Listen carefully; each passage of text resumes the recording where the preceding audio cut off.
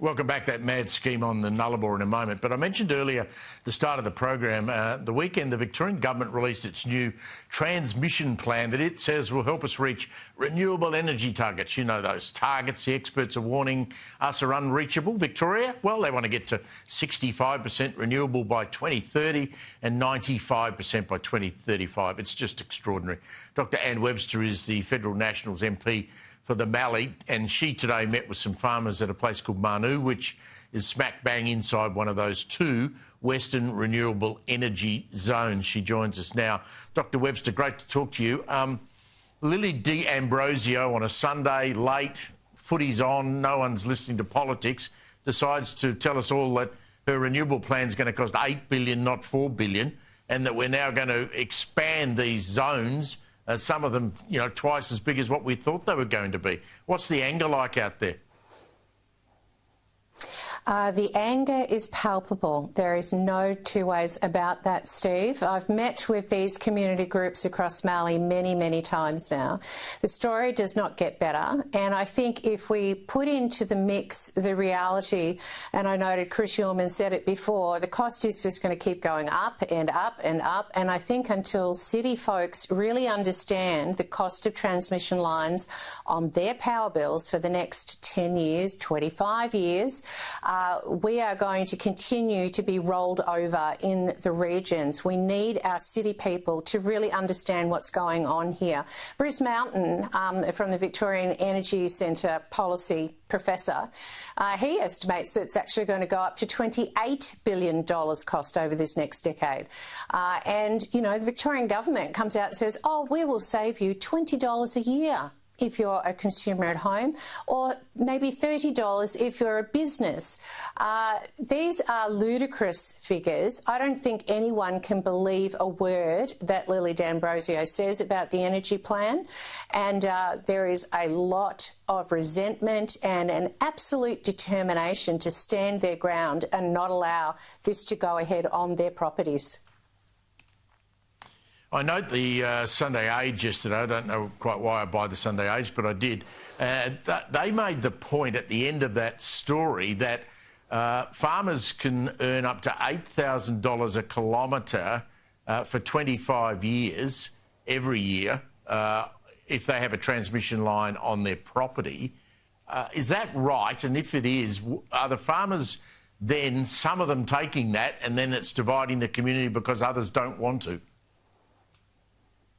Well, I think the point here is that farmers are not being given the option. So if the government, VicGrid in this instance, determines that the VNI West or the Western Renewable Link will be going through your land, you don't get an option.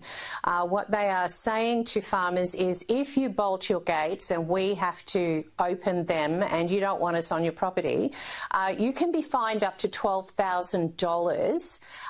And if you're a corporate organisation, up to $48,000 for not allowing VicGrid onto your property. So it's a threat. What they're planning on earning over this next period of time is a little bit like the wind towers, which I heard yesterday someone was being offered $60,000 a year. Let's remember that that is for the maximum period of 20 years. And at the end of that, the decommissioning cost, let alone the environmental issues, the decommissioning cost in Queensland right now is $1 million per turbine.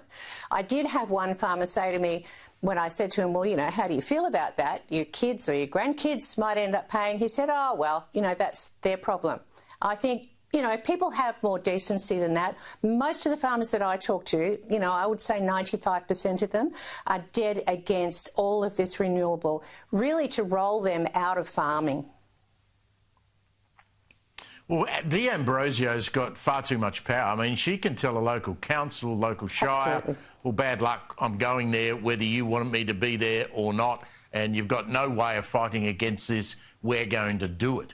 I mean, that is an absurd use of parliamentary legislation to make this happen. I mean, it shouldn't be just your farmers that are angry. We should all be upset and angry because, as Chris Yeoman pointed out, Victoria, is, like much of Australia, is going to be carpet bombed with wind turbines.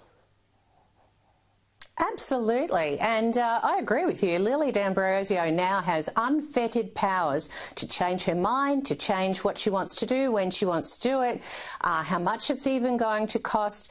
It feels more and more like the Socialist Republic of Victoria rather than a democratic state where people who own land, they're not landholders. I note the government's changing language here. Landholders. No, they're not. They're landowners, and they do not have the right to say, no, I don't want this.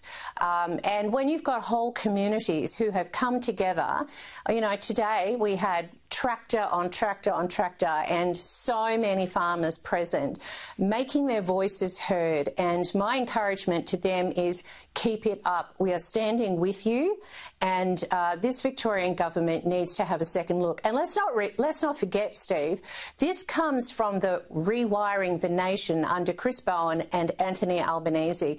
What it really is retiring the farm. Yeah, Chris Bowen, you give it to him when you get back to Canberra. He's big part of the problem. Dr. Anne Webster, thank you very much for talking to us. We'll keep on top of that. And I know Peter Credlin has a very strong view on that. She'll get stuck into it when she gets back.